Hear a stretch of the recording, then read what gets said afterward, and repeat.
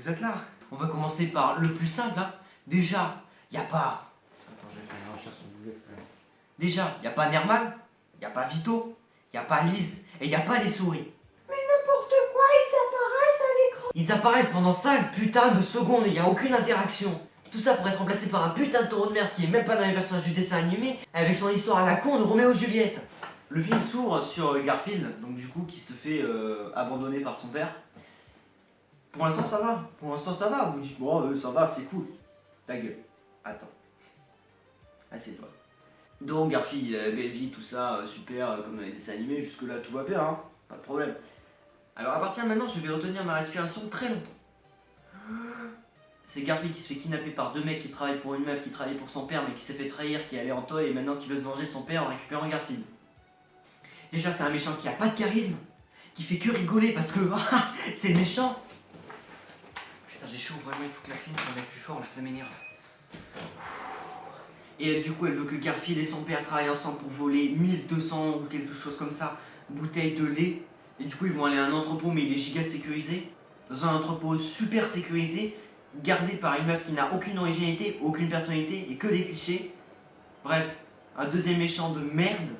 Ils se font aider par la pseudo-mascotte de l'enseigne qui gère les boîtes de lait, qui est un taureau. Vous vous souvenez de ce petit con? Hein? Ils se font entraîner par le taureau parce que apparemment c'est un maître entraîneur. Hein. Ils rentrent dans le bâtiment, fuck les détails, c'est que de la merde. Le père de Garfield qui s'appelle Vic, il se casse avec les bouteilles de lait pour le rapporter à la méchante du film, qui s'appelle Jinx, ouais, comme dans Arcane, mais avec moins de charisme et de personnalité. Jinx attrape Vic et maintenant elle veut le jeter du haut d'un pont sur un train. Garfield et Woody veulent venir à sa rescousse, et là maintenant, ça va partir dans tous les sens. Alors si vous comprenez pas, c'est pas mon problème, dites-vous juste une chose, y a rien à comprendre. Alors du coup en gros, ce qu'ils ont prévu, c'est de mettre un filet en bas pour rattraper la chute. Deuxièmement, Garfield, il appelle 6000 commandes par drone pour qu'elles arrivent toutes sur le train. Ensuite, il avait une sauce piquante, il crache du feu, parce que évidemment, quand t'avais une sauce piquante, tu craches du feu. Oui, mais en fait, c'est un film pour les enfants. Oui, bien sûr.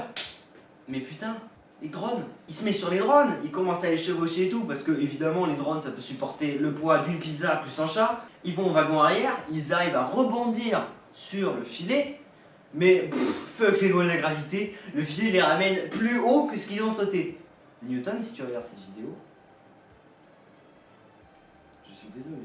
Ensuite, la méchante qui rigole avec ses jeux de lumière tout rouge, parce que c'est le méchant, essaye de tous les jeter, parce qu'en fait ses sbires, ils sont retournés contre elle, parce que on sait pas trop, le pouvoir de l'amitié peut-être. Au final, ils vont tous tomber dans le vide, mais attention, un taureau encore vient les sauver, à la sauce Tarzan.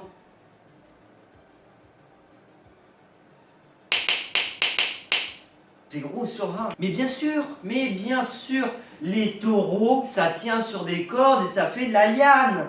Ensuite, le méchant se fait arrêter. Tout est bien qui finit bien. Le papounet, il vient dans la famille, super. Et John, l'homme le plus consentant du monde, qui accepte évidemment d'adopter un chat qui sort de nulle part, qui fait rentrer chez lui toutes sortes d'animaux, et qui à la fin se retrouve avec une énorme facture parce que 6000 drones livreurs de pizza, je pense que ça coûte cher.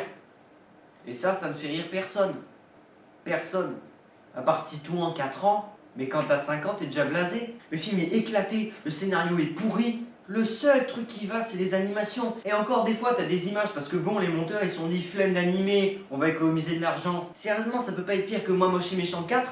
Et pourtant, c'est nul. Si vous voulez vraiment montrer un bon film à vos enfants, bah n'allez pas au cinéma cette année en fait. Ouais, j'ai fini. Au revoir.